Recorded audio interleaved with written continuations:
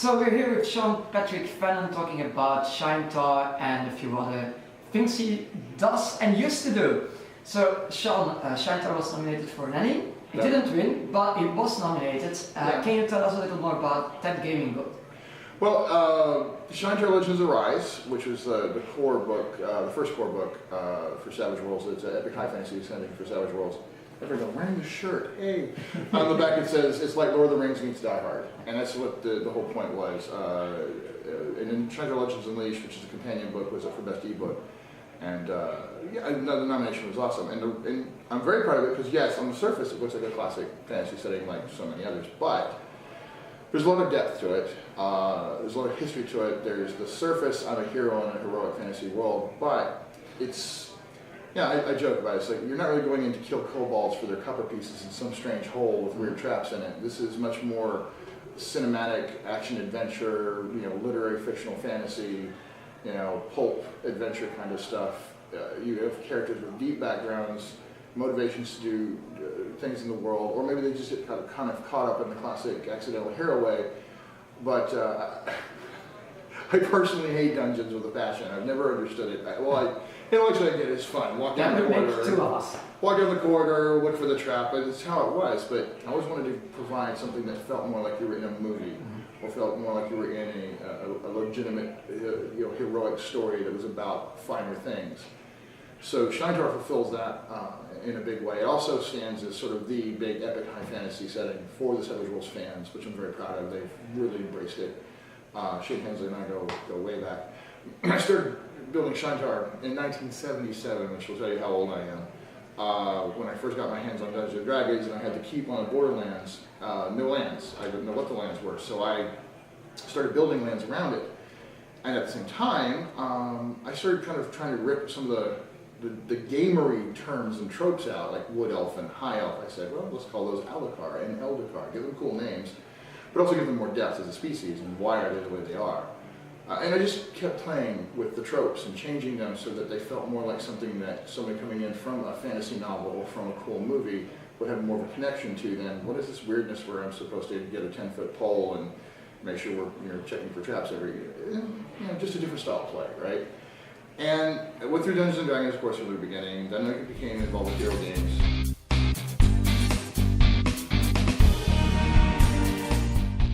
I was actually the Champions Universe continuity editor for a while, and I did Hijack Enemies, View and File, all Champion superhero stuff back in the 4th edition days. And I was looking at doing Shaintar as a fantasy hero setting, and then I got involved with fusion development. Yeah. And then I tried to do, during the heyday of D20, right? Everybody's doing a D20 based game. Went back and tried to do Shaintar in D20, and I spent a year.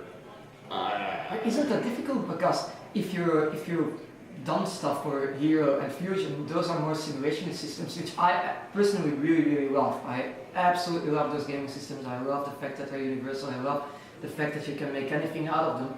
But D20 is far more limiting, and it uses levels, so that's a totally different way of thinking, isn't it? Spent a year and failed. And I went on, there's a professional mailing list that I still am part of, and I went on there and did this long write-up about where are the paradigms, how do I shift them, how do I alter things so that I can get more what I want out of this.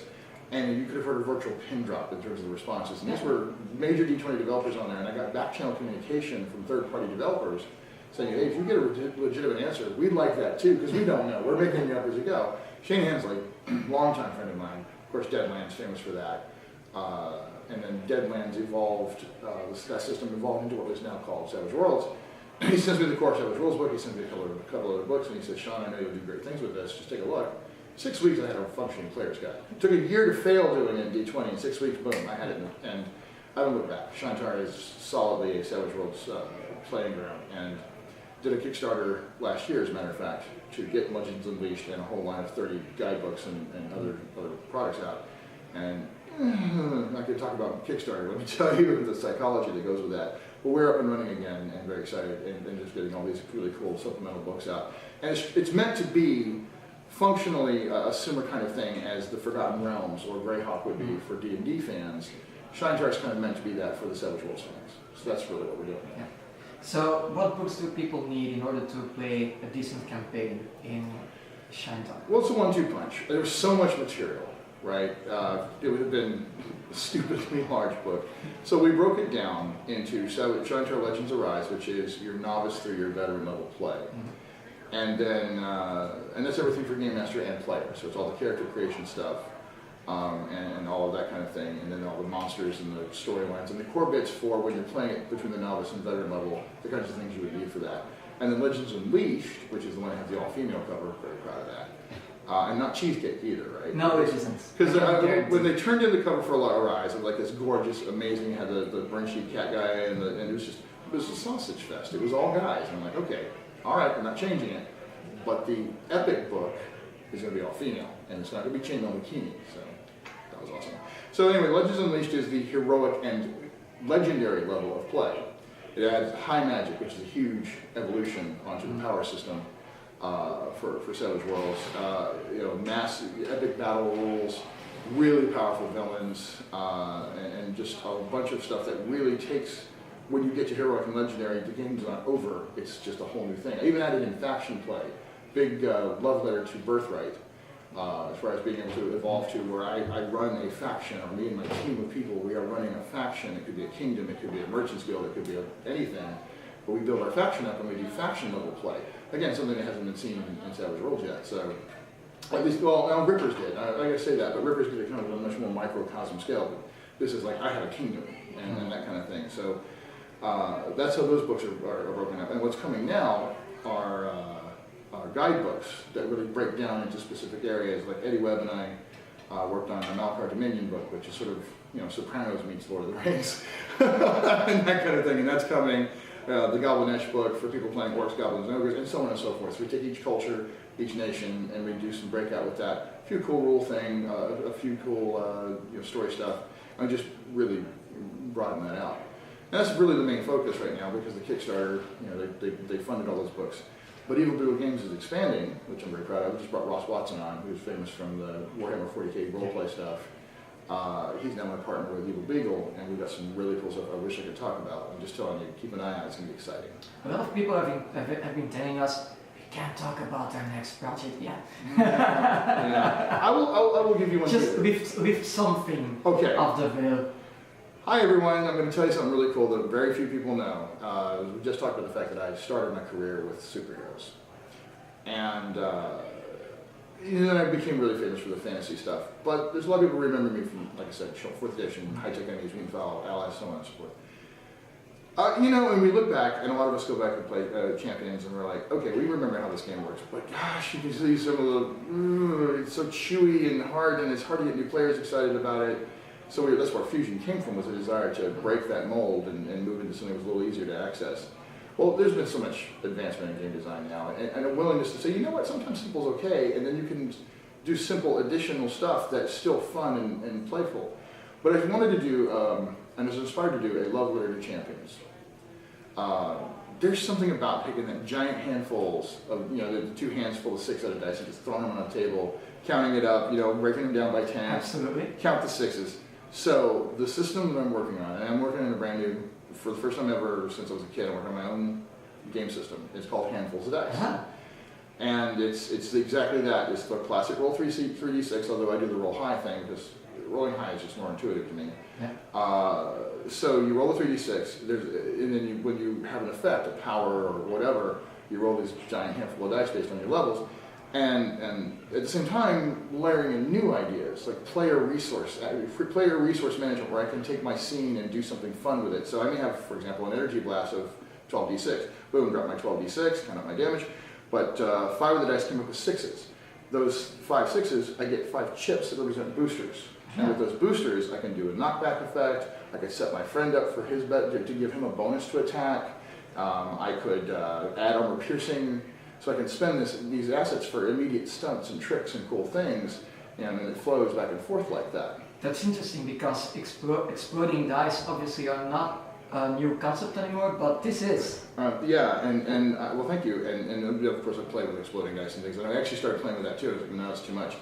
I also, a little bit of a love letter and nod of appreciation to Legends of the Five Rings and 7th Sea, because I'm doing a roll and keep thing as well. So the base resolution for actions is roll 3d6, but you may have a specialty that lets you roll an additional dice 6, or something else that lets you roll. So you want to roll 5 or 6 dice 6, then take the top 3. You still want to take 3, but you get to keep the best.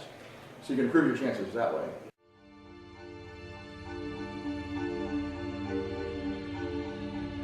Well, we have a lot of fun with each other, right? One of the best systems on the market for just simulating superheroic experiences, for example, is still Mutants and Astronauts. And I frequently look at the stuff that Steve Kenson and the team did and go, why reinvent the wheel completely? Use these benchmarks and play off of those.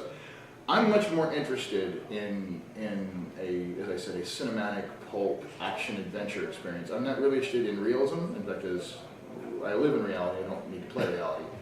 I want it believable, though. There's a difference between realism and believability. Believability is, okay, I can suspend my disbelief because this is that kind of setting and we pick large things up and throw them at people.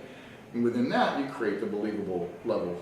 And yes, so Google's my friend. Google's everybody's friend now. Google, Wikipedia, you look for, how much does this weigh, all right? And there's a lot of that going back and forth. I don't work in a vacuum, but it's at the same time, I'm not going to let myself be completely restricted to this or nothing. So it's that I look also for the visceral experience. When someone's watching an Avengers movie or they're reading a comic book, what is the visceral experience? What are their expectations?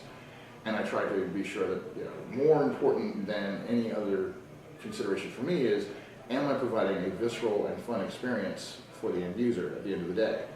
And that's the final demarcation point for me for any design I put into play. You've mentioned Kickstarter a few times. Many of the game designers have been telling us Change the world. It has been a game changer and it has been a blessing for industry. So what's your take on that? Well, I like to talk about the sea changes of the games industry, and you start everything from the actual creation of Dungeons and Dragons. When Dave Wesley discovered the concept of non-zero-sum gaming, which is back in the '60s, and he's one of the unsung heroes. So he comes up with the idea, a refereed experience where everyone can have a level of victory that does not require, I'm playing Monopoly, I win, you all bankrupt. It's more, we all have different degrees of success. That was like the first major sea change, and there's all these crazy desktop publishing, for example, the ability to take the publishing tools of producing a book and have it in your home computer, in your home office, and produce a book that way. And that was a huge major game changer. Print on demand, digital print options, right? Being able to provide books, physical books to customers without having to invest in a 2,000 or 10,000 print run. Massive change. Digital media distribution through RPG Now, Direct RPG, Paizo's online store, E23. So all of these major changes. The next one to come along was crowdsourcing and crowdfunding. The concept of reaching out directly to your fan base for support of what you want to do. Greg Stolze actually was one of the early adopters of this idea. He used the what was called the ransom model or the patronage model, which is I will produce this if X number of people pre-buy it or pre-order it, and you all will get this.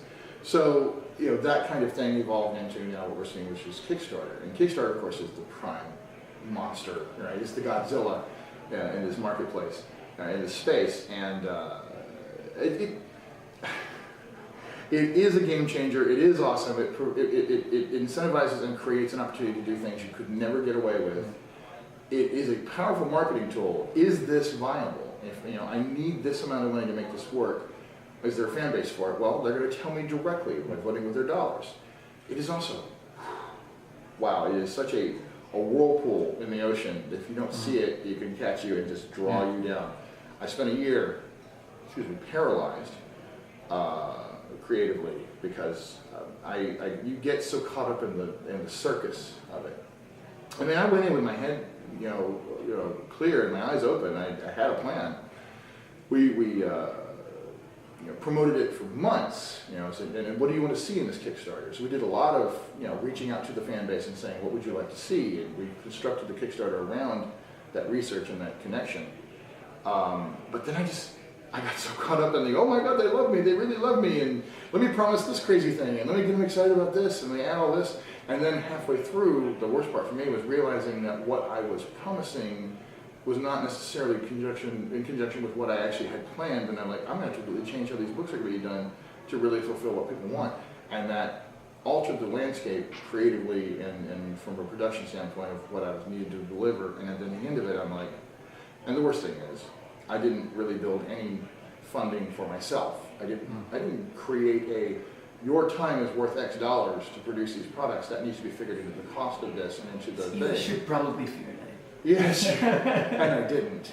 And that was a disaster emotionally. I'm like, I'm just going to be floating, doing nothing, and then then I have to scramble, I have to do this other work to get paid while I'm doing that, and that's just nothing but interferences and conflicts. So really, I got paralyzed, and I don't want to say it's depression because, you know, I look at like some recent, Robin Williams, I've never been there, and I recognize that that's a real serious thing. But some level of kind of depression or some other kind of psychological thing going on where I would stare at the screen knowing I had to write, thinking I was a fraud, feeling like I was going to fail and I couldn't do this, and then that just creates more pressure to prevent the creativity, and not creating creates the pressure to, it was a horrible vicious circle. And it all stemmed from the end of that Kickstarter. So I spent the last year failing to really produce much. I mean, we did get Legend Unleashed done, right? So we delivered the core product, and that was a lifesaver. My fans forgive me because I did deliver the main thing promised. And we did a lot of other stuff. I have an incredible team of fans and friends who helped run this Justice in Life thing that we're doing, which is this global shared campaign, which actually I realized we might want to talk about that because it's something no one's ever done before. And that saved Shaintar in the marketplace and in front of those fans. But I needed to make a massive change. I didn't need to be running a business. It was another thing I found out, that I have no business running a business. Which is why Brendan Ross Watson on as the managing director was the right move. Moving to Denver, Colorado from the southeast, and then making these major changes. I've only been in Denver for just 3 weeks now, and I've already been more productive in those 3 weeks than in any 3-month period since the Kickstarter. So that was huge. Just logjam broke, the river flows, the words are flowing, and we will probably do another Kickstarter once the fulfillment is done on this one, not before. But I will do it much smarter, much more concise, much more controlled. We will know exactly, so many lessons to be learned there. It's been a learning process.